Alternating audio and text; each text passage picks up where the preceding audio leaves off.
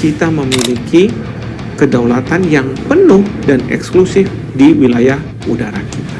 Oke, dua kabar yang cukup panas. Nah, kali ini yang pertama, jadi baru-baru ini seorang pakar mengungkapkan alasan Amerika sebenarnya mengapa mereka sampai ngebet banget meminta akses udara Indonesia bagi penerbangan militernya.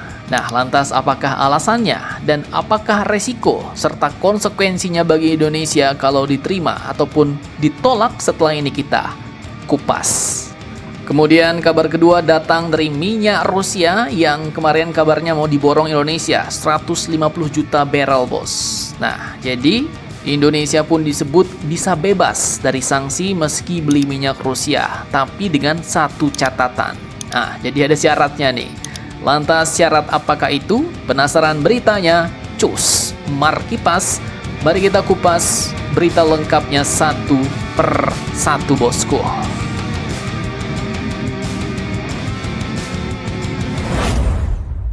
Oke, jadi baru-baru ini seorang pakar menjelaskan mengapa Mama Rika ngebet banget mau minta akses udara Indonesia bagi penerbangan militernya. Nah, jadi admin kutip dari CNBC Indonesia.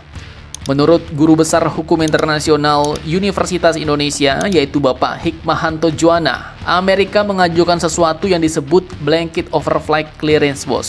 Nah, apakah itu? Beliau katakan ini adalah izin khusus di mana cukup sekali diberikan, tapi berlaku untuk semua penerbangan militer berikutnya dalam jangka waktu tertentu, bahkan bisa tanpa batas. Artinya, pesawat militer Amerika bisa melintas wilayah udara Indonesia tanpa perlu izin setiap kali terbang. Jadi cukup kasih notifikasi pemberitahuan, ting ting, bro, kami lewatnya. Nah, mereka lewat dan selesai. Pertanyaannya, sekarang mengapa Amerika ngebet banget nih minta akses udara Indonesia ini tanpa batas?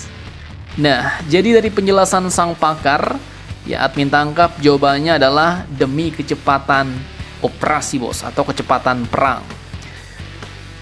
Dalam skenario konflik di Asia Timur, misalnya ketegangan di sekitar Laut Cina Selatan atau Taiwan, militer Amerika butuh jalur terbang yang paling cepat, rute yang paling efisien, dan respon yang nyaris instan. Jadi kalau misalnya setiap mau lewat Indonesia harus izin dulu, ya bisa-bisa pesawatnya keburu terlambat, bos. Apalagi kalau tiba-tiba Indonesia memperribet birokrasinya. Bisa-bisa mutar pesawat mereka nggak lewat Indonesia.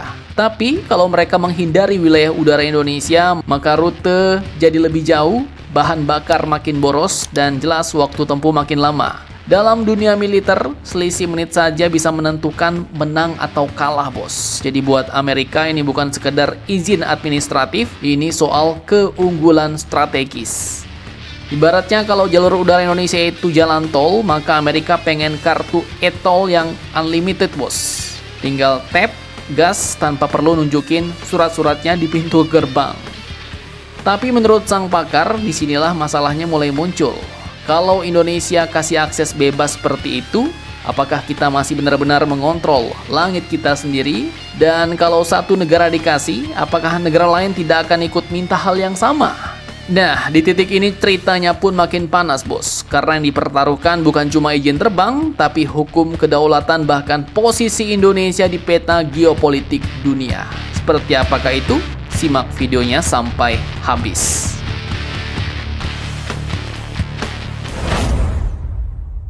Oke, sekarang kita masuk ke bagian yang lebih sensitif nih, bos. Hukum dan kedaulatan. Jadi menurut Bapak Hikmahanto Juwana, di Indonesia aturan soal ini sudah jelas, bos.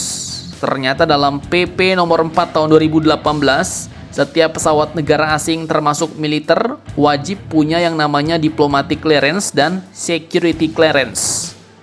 Dan itu harus diajukan setiap kali penerbangan. Kalau tidak, maka statusnya jelas adalah pelanggaran wilayah udara. Nah, disinilah kritik tajam dari Bapak Hikmahanto muncul.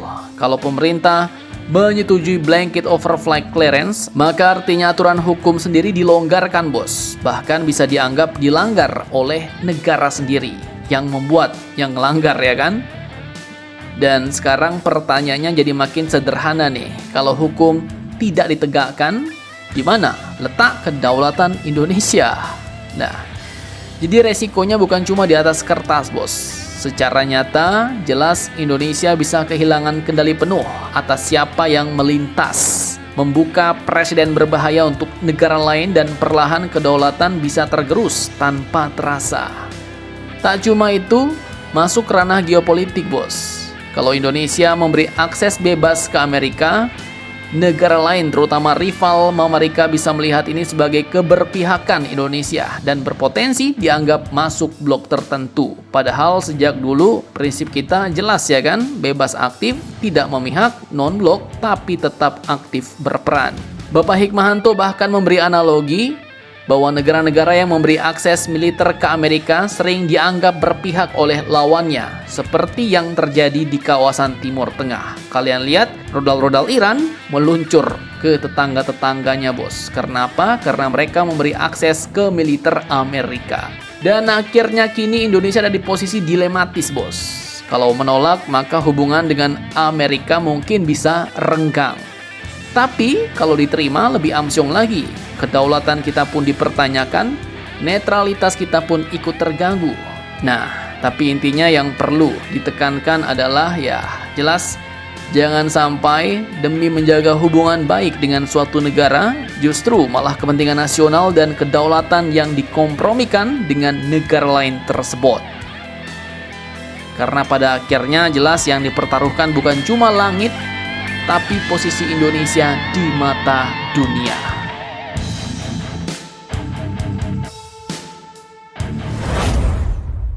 Oke, lanjut kabar kedua. Jadi seperti yang kita ketahui, Indonesia kini diam-diam sedang membuka pintu impor minyak dari Rusia, bos.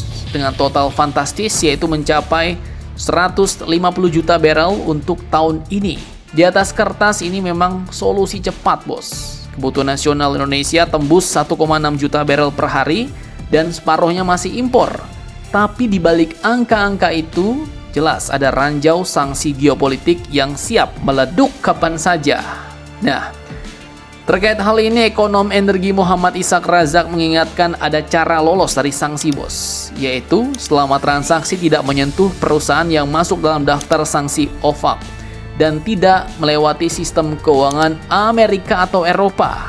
Indonesia relatif aman katanya. Nah, tapi kata kuncinya satu nih, bos, relatif. Artinya ya belum pasti aman ya kan. Di dunia nyata aturan itu bisa berubah secepat harga minyak, bos. Direktur PJUC Hadi Ismoyo bahkan melempar pertanyaan simpel, bagaimana kalau relaksasi sanksi tiba-tiba dicabut setelah tanggal 16 Mei? Nah, itu dia, tiba-tiba kapal sudah jalan tapi aturan malah berubah di tengah laut. Dan ini bukan sekedar teori, bos, karena Uni Eropa sudah lebih dulu menyentil Indonesia dengan memasukkan terminal minyak Karimun ke dalam daftar sanksi karena diduga terkait Shadow Fleet alias armada tanker bayangannya Raski-Raski Rusia. Artinya di sini Indonesia sudah masuk radar, bos. Sekarang pemerintah masih menyusun skema lewat BUMN atau BLU. Tapi satu hal yang jelas, ini bukan sekedar urusan energi nih. Ini sudah masuk permainan papan catur global dan Indonesia kali ini harus benar-benar jeli dan teliti. Jangan sampai salah langkah, karena kalau sampai salah langkah sedikit saja bisa-bisa ambiar semuanya, bos. Rugi bandar. Nah, jadi bagaimana menurut kalian tentang hal ini? Jangan lupa komentar, tetaplah kalian barbar dan jangan santai terus. Demi Indonesia tangguh, salam Indomax, Indo Magazines.